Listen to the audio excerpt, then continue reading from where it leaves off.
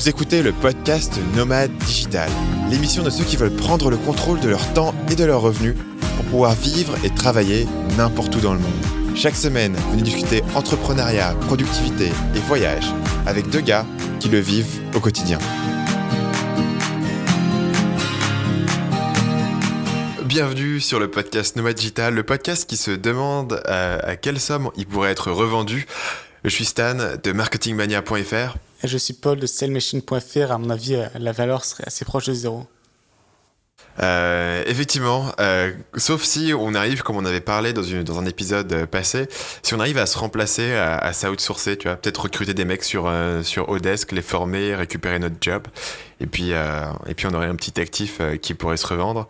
Alors, sachant que d'une compagnie média. Donc il y a cette étape effectivement de s'outsourcer, et aussi la seconde étape, c'est d'avoir des revenus, parce que c'est aussi un peu le problème actuellement. Bah non, c'est des eyeballs, mon gars. On est un grand média. Maintenant, on pourra vendre sur un joli petit multiple de nos eyeballs sur les podcasts, enfin des heures d'écoute, des heures de cerveau disponibles, tu sais, comme sur TF1. Voilà, moi c'est mon plan pour ma retraite. Ce qui est assez amusant, c'est qu'en termes d'heures, en fait, au niveau de l'écoute, c'est assez important vu que chaque épisode fait 1 heure.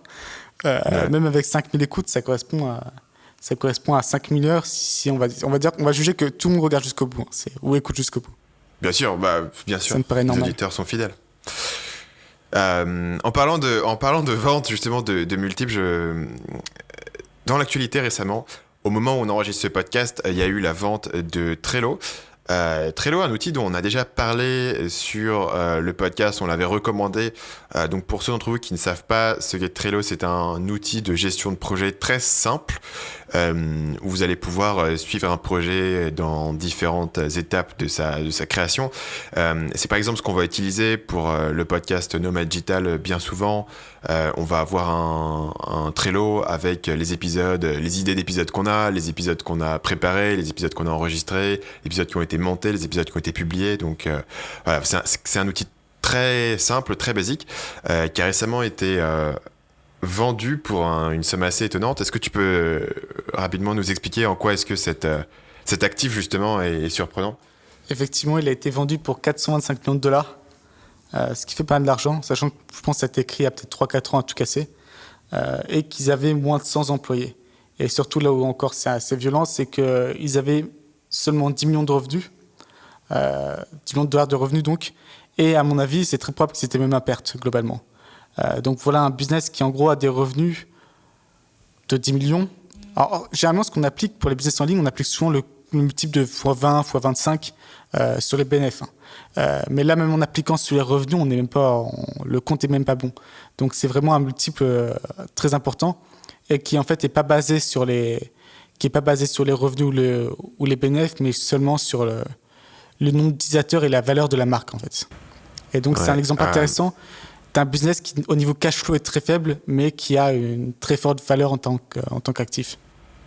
Là où c'est intéressant, du coup, c'est que tu imagines le fondateur de Trello sur les dernières années, dans la façon dont l'impact que ça va avoir sur cette décision. C'est-à-dire que s'il essaye de maximiser à tout prix le cash flow et s'il essaye de faire entrer le maximum d'argent parce que son objectif c'est de devenir riche, en fait il va jouer à l'inverse de son objectif. C'est-à-dire que la meilleure façon pour lui de devenir riche, c'est pas d'essayer de faire entrer un maximum de cash, c'est de jouer cette position stratégique et de jouer la pénétration sur le marché, parce qu'après il imagine qu'il va être acheté par une boîte beaucoup plus grosse et que c'est 425 millions, s'il avait dû générer 425 millions de bénéfices, il aurait fallu, au rythme où il en était, ça lui aurait pris un paquet de temps. Parce que ce qu'il y a noté en fait, c'est que Trello, ils essaient même pas de gagner de l'argent en fait.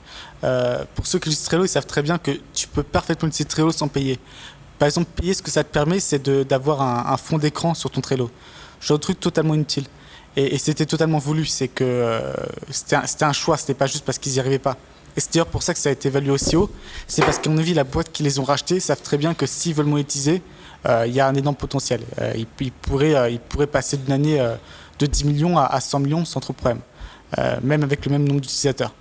Et donc c'était vraiment un choix conscient de se concentrer que sur la pénétration du marché et pas du tout sur les revenus ou les bénéfices. Et du coup, je pense que l'élément intéressant pour lequel on a pensé à faire ce sujet, c'est justement cette dualité entre la question du cash flow, donc de la trésorerie, de l'argent qui rentre et qui sort, et l'idée de l'actif, qui est quelque chose qui n'est pas forcément aussi simple à mesurer.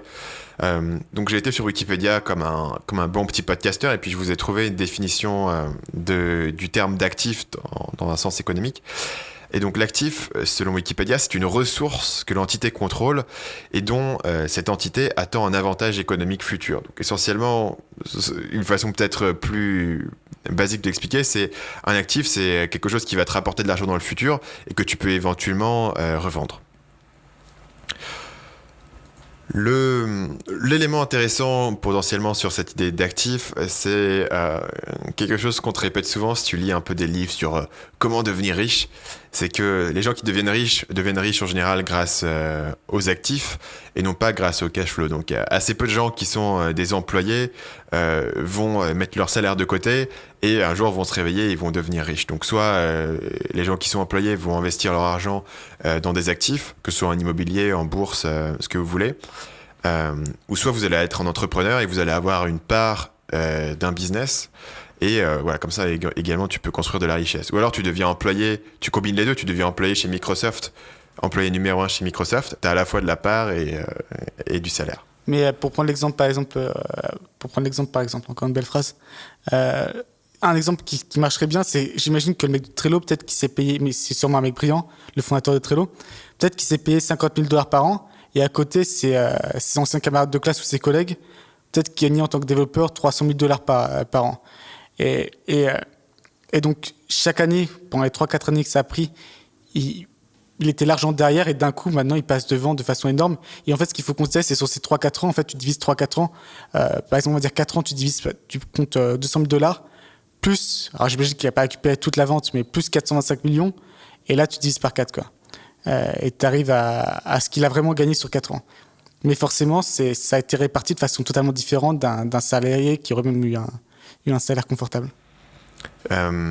Du coup, probablement cette façon de pencher en actif versus cash flow, c'est quelque chose qui va être seconde nature pour les gens qui sont dans la culture de la Silicon Valley. C'est-à-dire, dans la Silicon Valley, personne ne se dit je vais devenir riche sur mes bénéfices. Tout le monde se dit je vais monter une boîte et en gros soit tu la revends comme dans ce cas-là, soit tu rentres en bourse. C'est les deux grandes façons vraiment de devenir riche sur ce genre d'entreprise.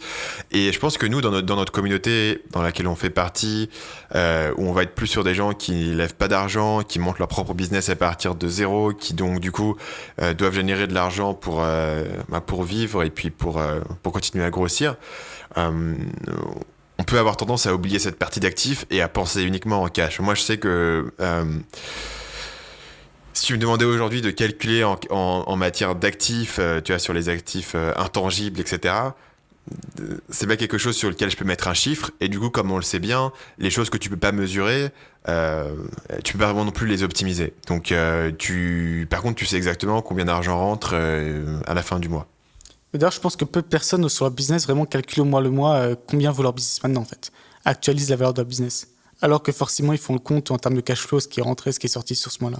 Est-ce que tu ne penses pas que c'est aussi beaucoup plus difficile de vraiment pouvoir savoir la valeur de ton business? Donc j'imagine que tu as... Effectivement, c'est assez arbitraire en fait. Tu as des systèmes de multiples qui existent. Donc, c'est quand tu veux vendre ton business, tu veux vendre un site web, il existe certains multiples tu peux utiliser pour utiliser tes profits et calculer la valeur. Mais bien souvent, un business peut se vendre pour plus s'il a une valeur stratégique pour une personne qui va le racheter. Donc, comme là, dans le cas de Trello. Mais récemment, il y a eu d'autres cas comme ça. Il y avait Drip, par exemple, qui avait été racheté par Leadpages. Donc, c'est dans le cas, c'est une boîte qui fait des pages de capture, qui rachète une boîte qui fait de l'email marketing. Et ils ont clairement payé beaucoup plus cher que le multiple de profit parce qu'ils ont derrière une valeur stratégique centrale sur le fait de pouvoir étendre leur business. Et puis, ils ont aussi des gros bénéfices à réaliser en termes d'intégration. Donc, tu vas prendre les clients de l'un et lui vendre l'autre et vice-versa, ce qui leur permet de probablement...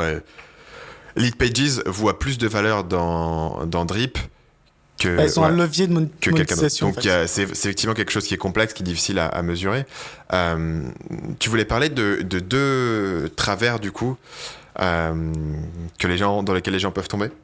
Je pense qu'il y a en premier, qui touche sûrement plus de gens ici, qui écoutent ce podcast, potentiellement, en tout cas moi qui m'a...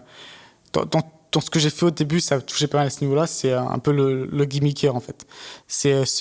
Un bon exemple, c'est, pour ceux qui connaissent, c'est Warrior Forum. C'est en fait, voilà, comment gagner de l'argent par-ci par-là, faire un petit coup qui te rapporte 300 euros, un autre petit coup là, et ainsi de suite. Et en fait, tu construis rien qui ait vraiment de la valeur en tant que tel. Et donc, tu ignores totalement cette partie active en ne concentrant que sur le cash flow, et notamment le cash flow court terme. Et ce qui fait que tu peux vite stagner. Ça, je dirais que c'est le premier travers. Qui touche beaucoup de gens qui sont un peu bootstrap, qui débutent. Et c'est éventuellement, peut-être que je peux rebondir là-dessus, c'est éventuellement un problème que rencontrent pas mal de gens qui sont freelance ou consultants et qui passent tout leur temps à... En gros, c'est le concept du feast or famine. Donc, soit tu as des clients et c'est bien, tu fais rentrer de l'argent, etc.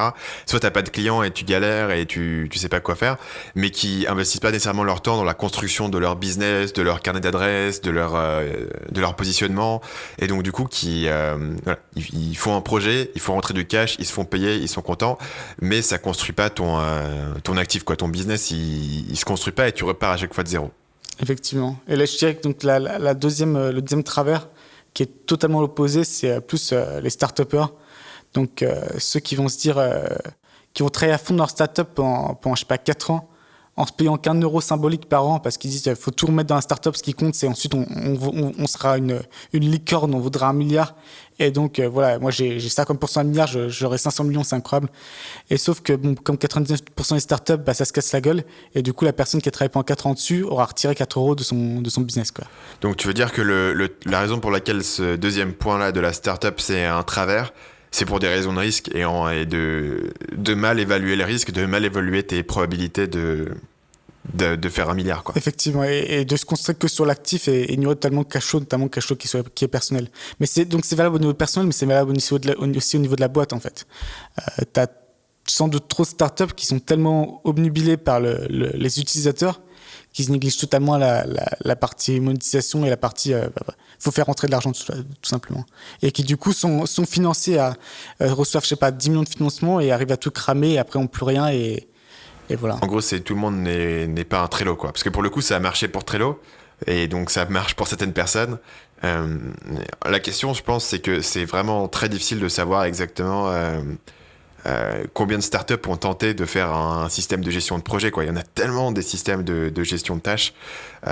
C'est ça qui est marrant, c'est que là, le mec qui a fondé Trello, qui donc a sans doute s'est payé très peu pendant toutes ces années, pour ensuite a récupéré ses 425 millions, on dit c'est un génie, mais si jamais la boîte s'était cassée la gueule et qu'il avait travaillé pendant 3 ans pour rien, et on ça aurait s'est été un foutu de connard. sa gueule sur le podcast en disant putain, un start-upper, il a cru qu'il pouvait faire un truc à la con et ne pas faire payer. Il connaît pas ses probas. il connaît pas ses chiffres. Parlons rapidement de cette question des multiples qu'on a mentionné tout à l'heure.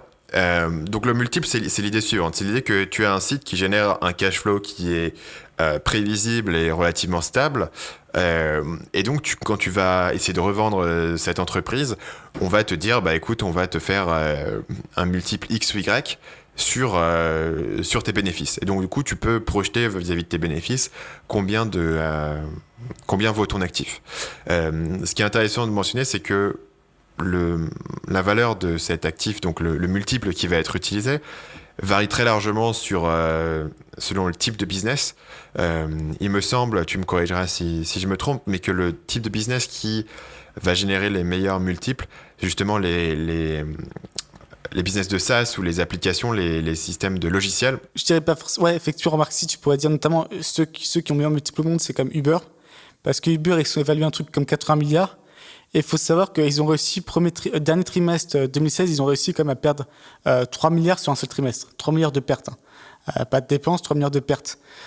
Donc eux, ils arrivent carrément à rendre un négatif positif. Et donc à ce niveau-là, c'est même plus un multiple en fait, vu que c'est inversé au niveau du signe. C'est un multiple moins 60. Plus, moins fois moins 25. Ouais. Et du coup, là, on comprend assez bien que c'est une question justement de positionnement sur un marché, d'utilisateur, après, ça va être des acquisitions stratégiques ou ce genre de choses. Parce qu'au final, on va dire dans les 80 milliards à quels ils sont évalués, as peut-être toute la question leur question, l'aspect technologique, donc la façon de gérer tout ça. Mais je pense qu'au moins la moitié, c'est rien que le nom Uber, en fait. Quand tu as plusieurs milliards de gens sur la planète qui connaissent le nom de ta marque et pour qui c'est devenu même le synonyme justement de VTC, c'est un poids totalement incroyable. Et d'ailleurs, petite anecdote là-dessus, c'est Trump qui avait déclaré qu'il pesait quelque chose comme, je sais plus, 15 milliards. Et après, dans ce qui a, donc du coup, tu as tous tes assets, donc tes actifs, et il a évalué notamment son propre nom à plus de 7 milliards en fait. Le nom Trump, pour lui, en tant que tel, en tant que marque, valait plus de 7 milliards. Ce qui n'est pas totalement faux d'ailleurs. Parce que son nom est lui-même un actif, parce qu'il va faire payer d'autres gens pour foutre son nom sur des immeubles ou sur des casinos. Du coup, il a un cash flow. C'est pour ça que vous avez aussi les Trump Steaks, qui sont quand même assez intéressants comme idée. Trump Water aussi, ça existait pour un moment. Il l'a un peu foutu partout, mais... Et maintenant, sa valeur a encore augmenté. À mon avis, ouais, ça va être... c'est un actif qui a pris une belle plus-value, là, le nom.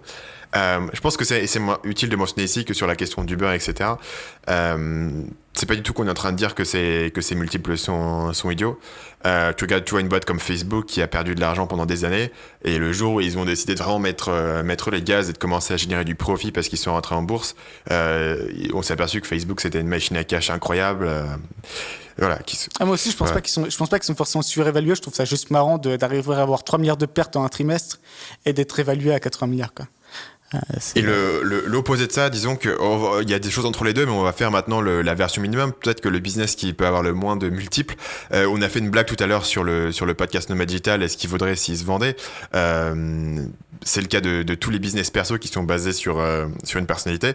Et c'est carrément le cas du mien. Sur Marketing Mania, quel que soit mon cash flow que peut générer le business, c'est quelque chose qui va être très compliqué à vendre, à moins de significativement changer la façon dont ça fonctionne. Pourquoi ? Parce que le business fonctionne principalement sur le fait que je suis présent pour créer du contenu et le business tourne sur moi-même. Ce qui veut dire que pour une acquisition, pour un acheteur, le business aura une valeur qui est assez minime. Tout à l'heure, on essayait de brainstormer. Quel serait, mettons que j'ai décidé de transformer Marketing Mania en actif qui serait vendable, quel serait le chemin pour y arriver ?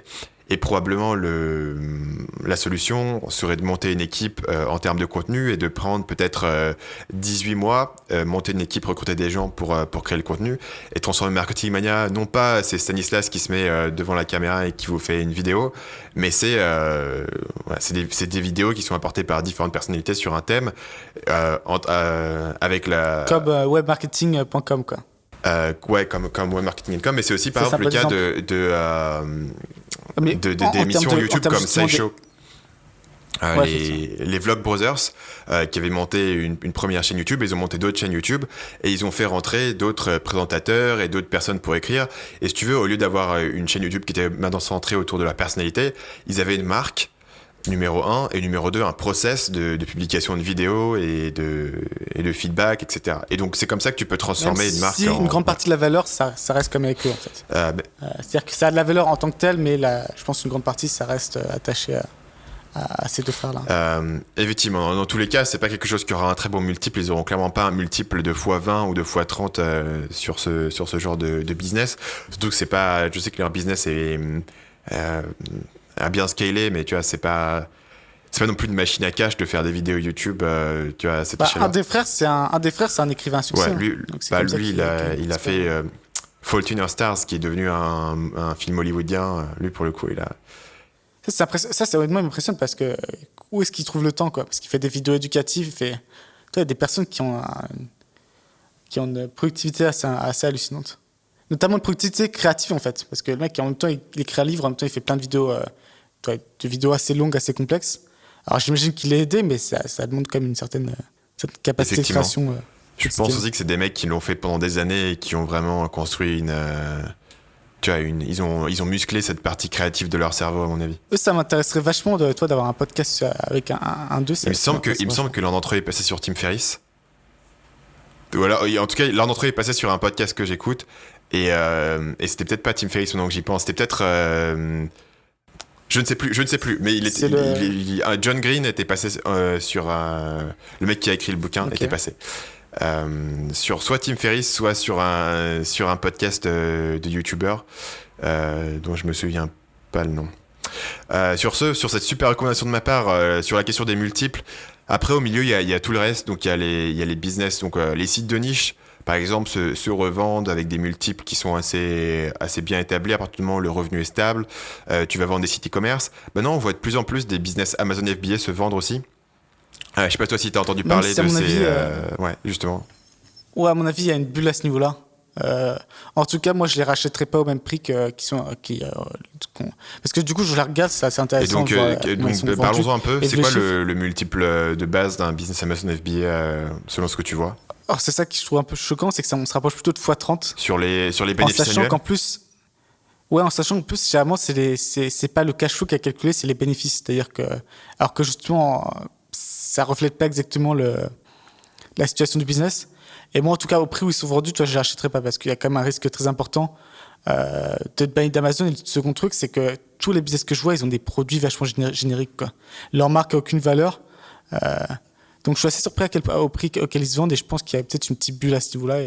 Donc, qu'est-ce qui justifie ces prix de vente à ton avis? Quelle est la chose que toi tu vois mais que l'investisseur qui paye ce multiple ne voit pas? Qu'est-ce qui justifie justement qui ne justifie pas ce prix de vente, ça? Qu'est-ce qui fait qu'il devrait être vendu pour moins cher? Qu'est-ce qui justifie à leurs yeux, si tu veux, qu'est-ce qui leur fait penser que ce prix-là le vaut alors que toi tu penses que non? Est-ce que c'est la question du risque qui est mal évalué par exemple? En fait, ça dépend beaucoup de l'acheteur, j'imagine. Moi, je vois ça en me disant je ferais juste cet achat-là, mais je sais pas quel profil des acheteurs Amazon FBA, hein. Mais imaginons que c'est des fonds d'investissement qui ont peut-être 100 millions. Tu vois, du coup, ça diversifie vachement le risque et c'est peut-être plus sûr. Après, non, je sais pas, honnêtement. Et aussi, souvent, qu'il y a un truc qu'il faut considérer, c'est que, imaginons que, par exemple, un business est vendu 1 million, parfois, tu peux te rendre compte en lisant le dossier qu'il y a 300 000 dollars en valeur d'inventaire, en fait. Du coup, en réalité, le business est vendu pour 700 000. Parce que, justement, cet inventaire, ça fait partie des actifs et tu pourras toujours te débrouiller pour le revendre. Donc, il y a peut-être cet aspect-là que je néglige un peu. Ok. Donc la question suivante qui se pose, c'est comment augmenter la valeur de ces actifs.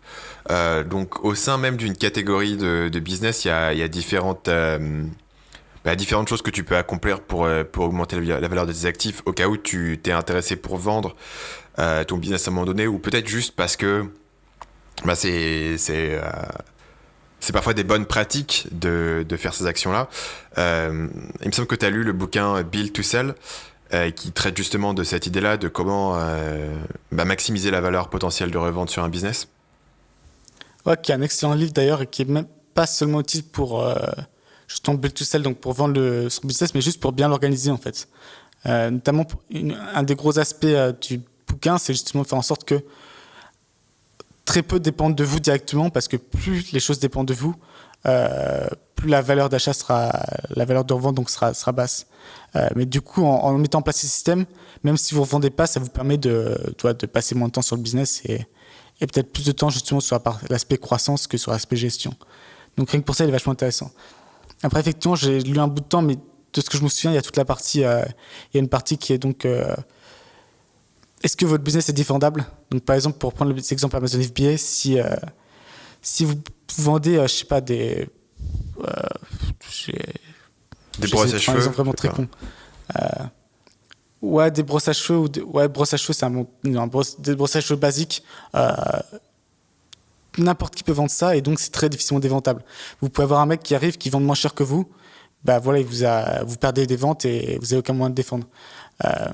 Alors que si soit parce que c'est difficile de faire ce produit, parce qu'il y a peut-être qu'une usine qui fait ce produit et que vous avez, je sais pas, l'exclusivité, du coup les gens ne peuvent pas venir vous chercher, ou parce que vous avez une marque très forte, là ça ajoute un aspect défendable à votre business qui fait que l'acheteur peut être assez confiant que sur les prochaines années, les revenus vont au moins se maintenir et que vous n'allez pas vous faire bouffer, quoi.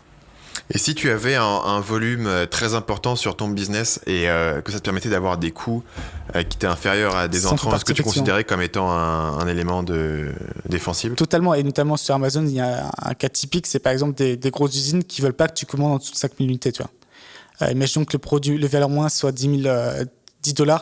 Toi, c'est-à-dire que l'investissement initial pour même rentrer dans la partie, c'est 50 000 $. Ce qui d'un coup élimine beaucoup de gens en fait. Donc ça en fait partie, ouais, totalement. Quel serait l'élément suivant du coup selon le bouquin? Un historique fort et assez long. C'est-à-dire que si le business, ça fait 5 ans qu'il existe et ça fait longtemps qu'il affiche des bons bénéfices, ainsi de suite, ça sera mieux vendu que si c'est un business qui existe depuis 3 mois. J'ai un excellent exemple là-dessus.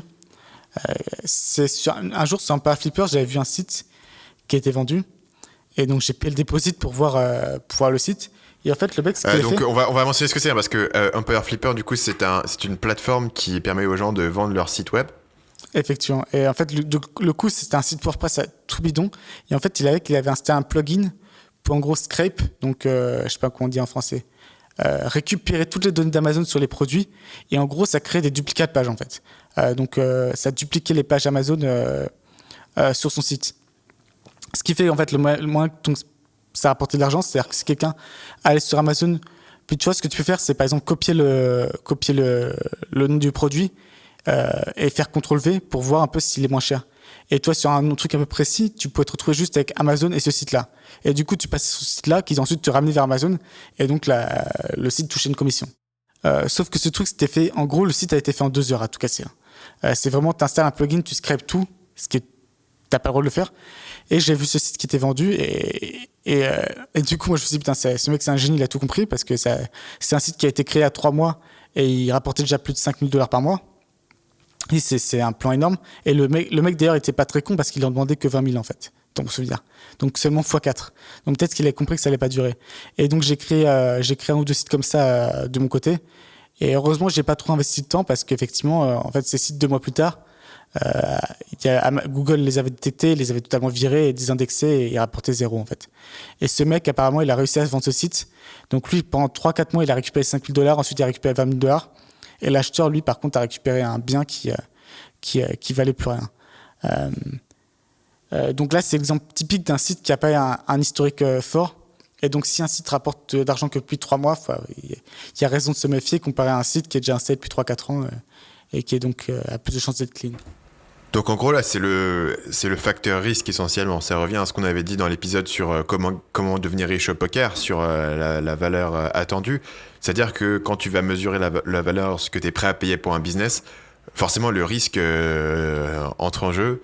Et donc tu cherches un moyen dans ce cas-là de minimiser le risque qui va être perçu par l'acheteur.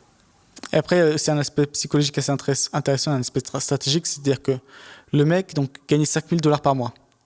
Il vendait son site 20 000 $ par mois. Il faut se dire que l'acheteur, il a forcément plus d'informations sur la situation. Le vendeur a plus d'informations sur la situation. Donc, si le vendeur est prêt à vendre un site qui rapporte 5 000 $ par mois pour 20 000 $, c'est qu'il sait qu'il y a un très fort risque, en fait. Il sait lui-même que il y a un peu de insider information, c'est peut-être qu'il se doute, ou peut-être qu'il avait même créé d'autres sites avant qui s'étaient cassés la gueule. Et donc, il savait que dans les mois qui allaient venir, Google allait pénaliser le site et que le site allait ne plus rapporter. Et donc, il faut un peu se méfier. Après, c'est une question de tolérance au risque, parce que l'acheteur et le vendeur peuvent avoir une tolérance au risque qui est différente. Parfois, l'acheteur qui a une stratégie de portfolio est prêt à tolérer plus de risques qu'un vendeur qui a un seul site et qui, tout à fait, mais je dirais et qui a peur de ne pas pouvoir payer son loyer. loyer. Je dirais que la différence se fait que le vendeur a plus d'informations que l'acheteur, toi. Et c'est pareil, c'est pour les voitures d'occasion. Toi. Si tu vois une voiture d'occasion qui te paraît impeccable, mais que le vendeur le vend pas cher, il y a peut-être moins de se méfier qu'il n'y a pas un problème sous-jacent, quoi. Effectivement. L'élément suivant que tu avais noté dans le doc, c'était la question de la croissance, essentiellement. Effectivement, en fait, ça, je ne sais pas vraiment pourquoi c'est le cas, en fait, mais effectivement, si la courbe de croissance est bonne en termes des bénéfices, forcément, le multiple sera plus fort. Notamment, même dans certains cas, normalement, le multiple est calculé sur les 12 derniers mois, donc c'est la dernière année. En prenant le revenu des 12 derniers mois. Mais dans certains cas, on va même prendre les revenus sur les 6 derniers mois, voire dans des cas exceptionnels seulement les 3 derniers mois, parce qu'ils sont plus représentatifs de la vraie valeur de l'actif, parce qu'ils sont en très forte croissance. J'imagine que la raison étant qu'il y a quand même un biais qu'on peut avoir, c'est que si quelque chose ne grossit pas, c'est qu'il risque d'être en déclin. Si quelque chose est parfaitement stable. C'est pas totalement justifié et que c'est pas totalement justifié, je trouve.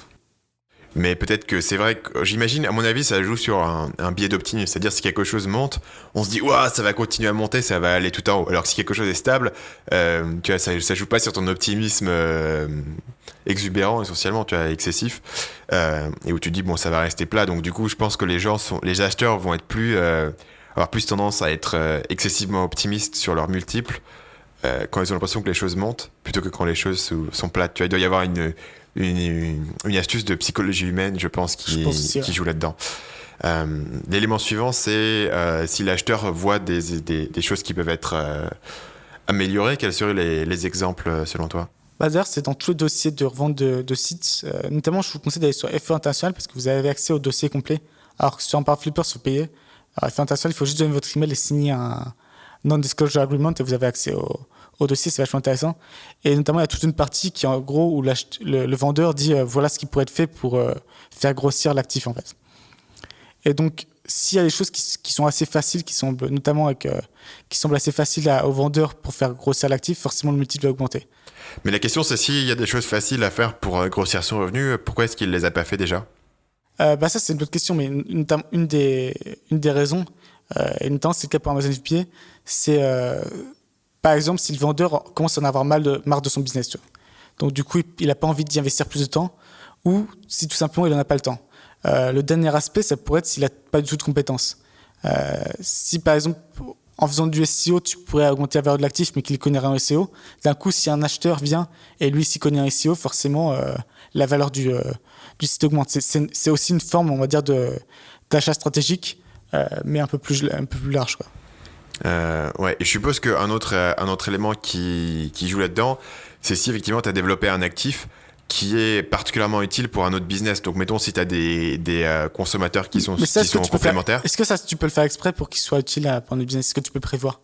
Est-ce que tu penses pas que Trello, quand il a monté sa boîte, il s'est dit à un moment donné on va se faire acheter par une de ces boîtes qui ont des outils très complexes de gestion de projet et qui vont avoir besoin de quelque chose d'entrée de gamme et qui peuvent réintégrer nos consommateurs. C'est souvent quand tu vas monter ce type de boîte, tu réfléchis à qui peut te racheter et comment est-ce que tu construis un actif que eux auront envie de racheter par rapport à ce qu'ils recherchent. Ouais, c'est ça. En gros, du coup, il faut repérer ces potentiels acheteurs. Mais c'est souvent un conseil qu'on te donne si tu veux vendre ta boîte, c'est-à-dire de savoir à l'avance quels sont les acheteurs potentiels sur le marché qui sont positionnés de façon stratégique pour bénéficier au maximum de ce que toi tu peux offrir.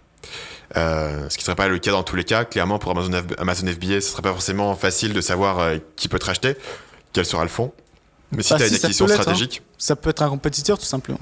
Oui, bien sûr. Si tu te bats avec un compétiteur sur le même produit ou autre, ça peut être intéressant pour le compétiteur de te racheter, du coup d'être un peu plus tranquille, quoi. Mais je pense en particulier que pour les trucs de SaaS, tu vois, un Trello, un Drip, il y a en fait une trentaine de boîtes, je pense, qui ont numéro 1 le cash et numéro 2 une raison de les racheter. Et dans ce cas-là, il est pas rare pour des gens de commencer à créer des relations au sein de l'acquéreur potentiel avec tu vois en amont, quoi, essayer de comprendre un petit peu eux, là où ils en sont, les politiques internes, et puis comprendre les besoins. Je pense que c'est quelque chose, dans certains cas peut être optimisé, dans d'autres cas évidemment c'est compliqué à prédire. L'élément suivant, c'est quelque chose dont on a déjà parlé dans certains épisodes du podcast, c'est l'idée de l'équipe essentiellement. Ouais, et d'ailleurs, je sais plus c'était quoi le cas, mais c'était en gros une boîte qui avait été rachetée très cher. En fait, c'est parce que son CEO était justement vachement désiré. Et en fait, du coup, ils ont racheté la boîte avec la clause que pendant 2 ans, le CEO travaillait au sein de la boîte qu'il a rachetée, quoi. C'est ce qu'ils appellent en Silicon Valley un acquire. C'est une contraction de acquisition et hiring. Ouais, c'est ça. Et du coup, je dirais que c'est à 2 niveaux. C'est effectivement recruter des talents en même temps que tu récupères la boîte. Même si, bien sûr, du coup, il faut pouvoir les garder, ces talents.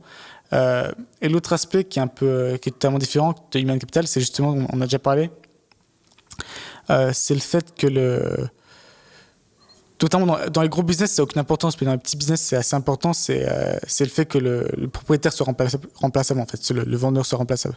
Et c'est souvent le problème de beaucoup de business, notamment par exemple Marketmania, ça sera un problème. Mais même, tu as plein de petits sites e-commerce ou autres où en fait, c'est vraiment le propriétaire qui fait tout.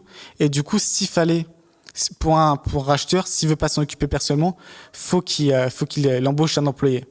Ce qui peut du coup totalement casser les bénéfices. Tu vois, si imaginons tu as un petit e-commerce qui rapporte 2 000 euros par mois, s'il faut que tu prennes un employé qui doit payer 1 000 euros par mois pour le gérer, forcément le bénéfice il est de 100 000 euros par mois, pas de 2 000 euros, et du coup le multiple va en pâtir à ce moment-là. Je pense que c'est un exemple qui est... Pour expliquer plus simplement, c'est la valeur de ton travail que tu mets, quoi. Je pense qu'un exemple intéressant là-dessus, c'est le business WP Curve, qui est un business qui faisait du support WordPress et qui a été vendu récemment à GoDaddy, il me semble, donc un hébergeur. Donc tu as l'aspect stratégique ici clairement où ils achètent un service qui est complémentaire.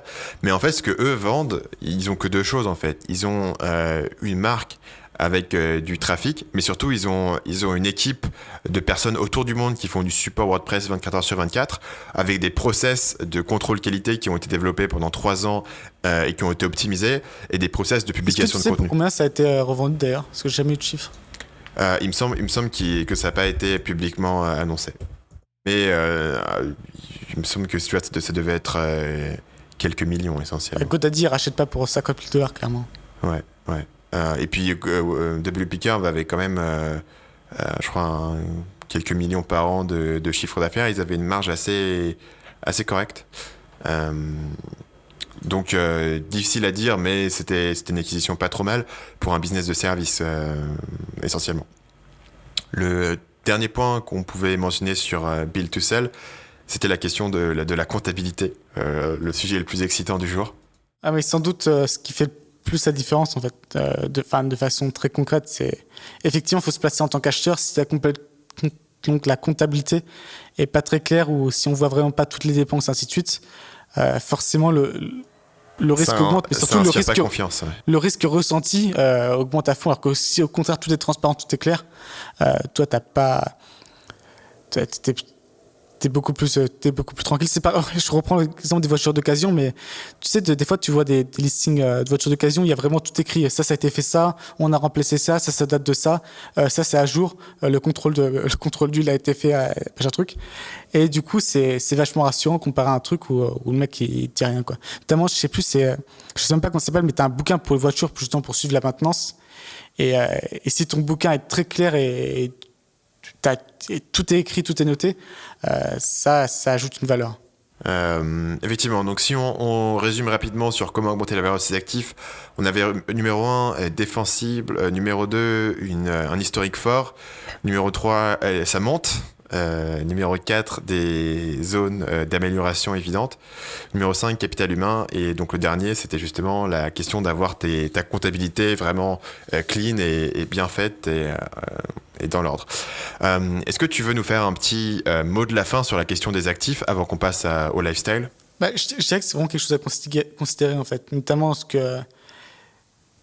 Imaginons que par mois vous gagnez 1 000 euros, il faut aussi considérer sur votre business, vous en retirez 1 000 euros, il faut aussi réfléchir à combien de valeur prend votre business. Et du coup, ça peut faire par exemple, un salaire de 1 000 euros que vous payez, en réalité, vous gagnez 2 000 euros parce que chaque mois, vous ajoutez 1 000 euros de valeur à votre business et donc à votre actif. Et je trouve ça assez intéressant comme idée parce que c'est... généralement, en fait, à part si vous payez vraiment beaucoup, la valeur de votre actif, de votre business, ou sauf si c'est un business qui est justement difficilement vendable comme Marketing Mania, généralement, la plupart des business, la valeur de l'actif augmente plus rapidement que votre salaire, et plus important que votre salaire. Donc c'est un aspect à pas négliger. Notamment, beaucoup de gens ont tendance à comparer, voilà, si j'étais indépendant, je gagnerais ça, alors que si j'étais salarié, je gagnerais ça, et ils oublient toute la partie active qui devrait être comptabilisée. Exactement. Sur notre petite section lifestyle, qu'est-ce que tu nous recommandes cette semaine? Faut qu'on arrête que ce soit tout le temps moi qui fasse le mot de la fin, parce que du coup, ça fait à la fin le donneur de leçons. J'aime bien. Ça fait, tu sais, un peu comme dans South Park, quand tout le monde est un connard, et à la fin, il y a Stan, justement, dans South Park, c'est Stan souvent ou Kyle qui va se mettre sur la scène et qui va faire la morale à tout le monde en leur disant comment mieux vivre leur vie, comment être plus gentil. Moi, j'aime bien. Ça fait une petite cerise sur le gâteau de l'épisode. D'accord. Le mot de la fin, la sagesse. Donc je tiens à préciser que voilà, c'est pas des leçons ou quoi que ce soit, c'est ce que j'en retiens c'est Paul personnellement. qui dit laisse-moi finir, il faut que j'explique à la vie La vie aux auditeurs. Les auditeurs savent bien sûr que Podcast Nomade Digital détient La vérité. la sagesse absolue, la vérité, bien sûr. D'ailleurs, on pense changer notre nom. La vérité podcast. Voilà, bon, évidemment, on plaisante. Mais je pense que les gens s'offusquent pas trop. Je pense que c'est assez clair qu'on parle uniquement de nos expériences imparfaites et incomplètes. Et surtout, ce serait assez compliqué si à chaque phrase on devait dire personnellement, je pense, mais ça tient qu'à moi, ça deviendrait vite lourd, quoi. Voilà, je pense que les gens nous écoutent, ils comprennent grosso modo de quoi on parle. Donc, qu'est-ce que tu nous recommandes cette semaine? Je vous recommande un podcast qui s'appelle How I Built This. Il y a plusieurs épisodes, plusieurs épisodes précédents, je me plaignais un peu du fait que dans la majorité des podcasts, en fait, t'avais toujours un peu les mêmes personnes qui revenaient, que ça manquait un peu de personnes de haut niveau. C'est d'ailleurs pour ça que souvent le podcast de Ferry c'est intéressant parce qu'il y a des personnes vraiment de haut niveau. Et justement, ce podcast répond parfaitement à ce besoin. Ils ont eu Mark Cuban et ils ont eu le fondateur de Lyft, donc le concurrent d'Uber, le fondateur de Zappos, qui est un vendeur de chaussures qui vaut plus d'1 milliard, qui a été racheté par Amazon. Tony Hsieh. Ils ont le fondateur Patagonia, dont on a parlé l'épisode précédent. Alors, je sais plus encore, il y en a encore un assez gros. Je ne me souviens plus, mais en gros, c'est un truc produit par NPR, donc c'est vraiment de la bonne qualité. Et voilà, ils ont Richard Branson aussi. Et du coup, tu as des personnes très intéressantes qui, voilà, pendant 45 minutes, t'expliquent comment ils ont construit leur business et les leçons qu'ils en ont tirées. Donc, c'est assez intéressant. Ouais. Et du coup, qui est la personne qui fait l'interview? Aucune idée. C'est pas une personne particulièrement connue. Okay. C'est NPR, quoi, c'est un intervieweur. C'est un journaliste, C'est un journaliste, effectivement. Ouais. Okay. Cool, je suis en train de m'inscrire là sur mon téléphone pour aller écouter ça, parce qu'effectivement, je suis toujours assez preneur de podcasts d'interview, mais c'est assez difficile d'en trouver des biens. Moi, ma recommandation, c'est quelque chose qui s'appelle le Daily Stoic. Donc, c'est le titre du nouveau livre de Ryan Holiday qui a été sorti en fin d'année dernière. Et c'est essentiellement une espèce de calendrier de l'Avent où vous avez chaque jour une page avec la date du jour, et puis c'est juste une page de conseils stoïques. Donc souvent il y a une petite citation qui vient de un des trois, donc c'est souvent Sénèque, Marcus Aurelius ou Épictète, et puis un tout petit commentaire. C'est très court, ça prend vraiment 30 secondes par jour à lire. Et ils envoient aussi des emails. Donc, si vous allez sur le site, vous tapez Daily Stoic sur Google et ils envoient chaque jour un petit email avec un conseil stoïque. Et en fait, c'est le genre de truc, normalement, qui m'insupporte parce que c'est des tout petits bouts, tu vois, c'est des tout petites miettes à droite à gauche. Mais justement, pour ce sujet du stoïcisme, j'aime beaucoup parce que pour moi, le stoïcisme, en gros, les concepts sont assez simples. Ce qui est difficile, c'est de se rappeler au fur et à mesure dans ta vie comment les appliquer. Et donc, du coup, là, tu as un côté un peu aléatoire, en fait. Chaque jour, tu reçois un conseil sur un sujet différent. Et de temps en temps, pif, paf, pouf, tu vas justement être en train de rencontrer un problème ou de rencontrer une difficulté qui s'applique directement à ce conseil. Donc, ça touche pas forcément tous les jours selon là où t'en es. Mais de temps en temps, t'as cette petite surprise, ce petit choc de recevoir un conseil et de recevoir un rappel sur quelque chose que tu connais déjà, mais qui arrive au bon moment. Et du coup, moi, je fais tous les jours mon petit Daily Stoic, ça prend vraiment 30 secondes. Et j'en tire vraiment des bénéfices dans le fait que ça te rappelle, quoi. Ça, c'est la répétition, c'est le fait de pratiquer quelque chose qui, pour moi, est devenu de plus en plus important, quelque chose que j'essaie de plus en plus de mettre en avant. Et c'est clair qu'il suffit pas de lire une fois par an un bouquin sur le stoïcisme. Je pense qu'il y a plus de valeur dans ces petits rappels quotidiens. J'ai maintenant pas mal de citations aussi sur mon mur. Quand je trouve une citation intéressante dans le Daily Stoic, souvent je la mets sur un petit papier et je la colle sur mon mur et je les relis de temps en temps. Ça fait assez bizarre quand tu rentres chez moi. Est-ce que tu l'as en format papier ou pas? Je l'ai en format Kindle et puis je reçois les emails aussi. Mais les emails, il y a besoin d'acheter le livre pour recevoir les emails ou pas?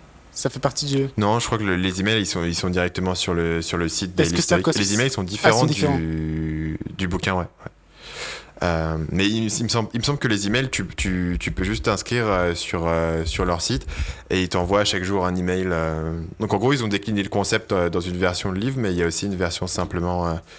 Est-ce que c'est très similaire entre les livres et les emails ou pas? Il me semble que c'est des choses différentes. Enfin, sur le même jour, il t'envoie un truc totalement différent sur sur l'email et sur le Est-ce que c'est un peu la même forme ou pas? C'est un peu le même. C'est le même format par contre. Donc le format, c'est vraiment une citation qui va faire 3-4 lignes d'un bouquin sur un sujet ultra précis. Et ensuite, ils ajoutent un petit commentaire où souvent ils essayent de donner un exemple concret de ça dans la vie quotidienne. Tu vois, c'est vraiment très minimaliste dans le format. Mais ce qui est intéressant, c'est que ça te permet pas de te cacher. Tu vois, c'est comme c'est un format ultra concis sur un problème vraiment simple. Tu peux pas lire la suite et lire ce qu'il raconte après. Tu fais juste face à cette petite idée-là, toute simple. Et je trouve qu'il y a pas mal de valeur dedans. J'ai été surpris par l'utilité. Je pensais que ça allait être un gros gimmick, franchement. Et en fait, tu vois, je me suis inscrit à la liste email depuis le départ. Et je le lis chaque jour avec intérêt depuis plusieurs mois. Et puis depuis janvier, je me suis aussi mis à lire une page du bouquin chaque jour. D'accord, je me suis inscrit et du coup je pourrais faire mon retour aussi dans 2 semaines. Mais ça me semble intéressant. Ouais. Mais pour le coup, c'est un peu ça qui est important. Je trouve que le format email est beaucoup plus adapté finalement que le Kindle, parce que Kindle, il faut que toi-même tu ailles ouvrir ton Kindle, aller sur et lire la page, quoi. Alors que... Et là, tu vois, tu es dans ta boîte email, tu fais tes emails, c'est un peu chiant, tu as la tête autre part, et tout d'un coup, tu as un petit truc, ça prend vraiment 30 secondes, et d'un coup, ça te fait un petit choc. Tu vois, et du coup, c'est intéressant ça, dans le fait que de te forcer un peu à pratiquer le stoïcisme dans tes activités quotidiennes, et pas juste quand tu es en train de lire au calme chez toi. Tu vois, ça arrive un peu à un moment inattendu dans ta journée, et du coup, je trouve que c'est... Ça le rend moins artificiel, ouais. Ça l'intègre dans la journée. Et ça a de bonnes chances de te choper. Enfin, moi, les emails, ça me fait chier, donc ça a de bonnes chances de me trouver dans un moment dans ma journée où j'ai besoin de stoïcisme, en fait. C'est peut-être pour ça que j'aime bien la version email. Sur ce, on va se quitter. On se retrouve dans 2 semaines pour un nouvel épisode de Nomad Digital. D'ici là, ce que vous pouvez faire, c'est vous rendre sur notre site à l'adresse nomaddigitalpodcast.com. Sur le site, vous aurez tous les épisodes du podcast. Vous aurez des liens pour vous abonner. Vous pouvez même vous abonner par email. Vous pouvez aussi, comme ça fait 1000 ans qu'on n'en a pas parlé, j'en parle maintenant, nous laisser un message vocal. On a sur le site un petit système qui vous permet de nous poser une question par message vocal. Donc on répond toujours aux questions de message vocal, au moins à la personne qui nous l'a posé. Et quand la question est d'intérêt général, parfois on va passer un extrait sur le podcast de façon à faire un épisode. Si on n'oublie Mais on est pas, toujours quoi. Très preneur de... Vas-y. Ouais, c'est juste si on n'oublie pas, parce qu'elle peut aussi être d'intérêt général et après on répond à la question puis on oublie. On dit celui-là il est bien, on va le mettre dans le podcast et voilà, et après on oublie totalement. Mais dans tous les cas, on les prend en compte. En tout cas, ça nous inspire et ça nous aide à comprendre ce dont vous avez besoin. Donc voilà, c'est très facilement trouvable sur le site nomaddigitalpodcast.com.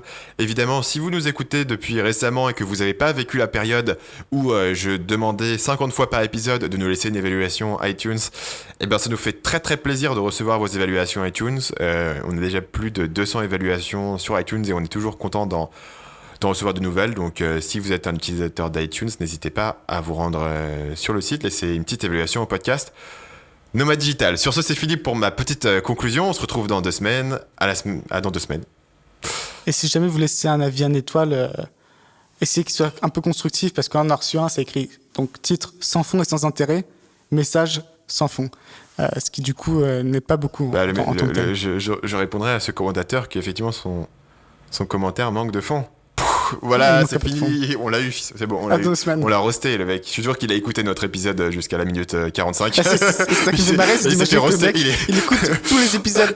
Non, en fait, après avoir posté ce commentaire, il est devenu fan, il s'est dit oh putain ils sont géniaux et tout, et maintenant on est en train de le tacler sans raison à la minute 45. Il va rajouter sans fond, virgule, c'est des connards. À dans 2 semaines. À dans 2 semaines.